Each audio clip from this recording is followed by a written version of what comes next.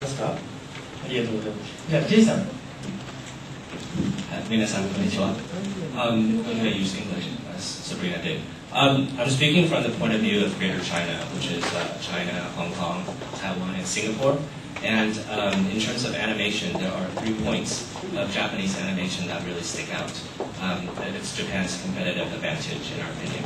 One is its development power, and one is its technical power, and the other one is its open, large market. In terms of the development, we like to call sort of Japan a development factory or powerhouse. There are hundreds of titles of manga that's released per month, hundreds of titles of new animation that people can see on TV. And those are all stories that do very well in Taiwan and in China, whether legally or illegally. That's what people in these territories watch.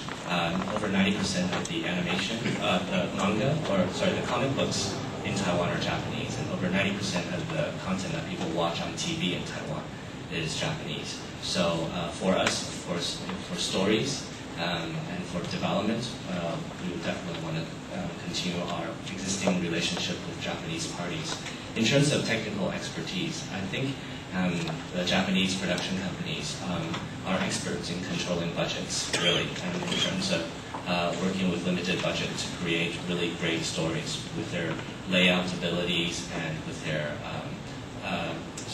story structuring capabilities. And so that's, in our opinion, by bar none. And the third is the Japanese market. Obviously, the Japanese market is probably second biggest still in terms of revenue after the United States. And like in China, where there's censorship and a lot of hurdles that one have to get through in order to distribute the content, Japan is relatively open, big, open, and regulated market. So that's what we like to see. はい、私はですね、いわゆる中国圏からの視点でお話しさせていただきたいと思うんですけれども、まず日本のアニメには3つの大きな特徴があると思います。まず一つは、I think traditionally Taiwan, people look at Taiwan as a very small market. It's 1/6 the size of Japan, and I don't know how much smaller it is in the U.S. and half the size of Korea.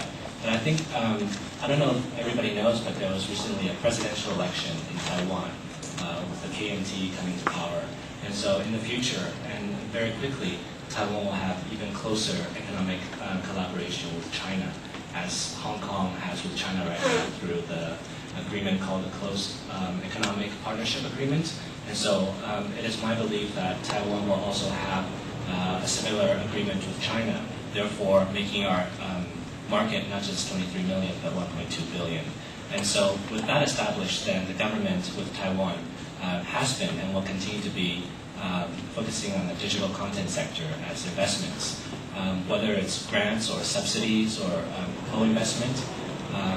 They're all very keen on that. In fact, the government has established a fund specifically to encourage co-production opportunities between Taiwan and countries like Japan, even India, and the United States. And Taiwan has had an advantage in the co-production aspect, especially with Taiwan, with Japan, in that historically and culturally, Taiwan and Japan has had very, very close ties.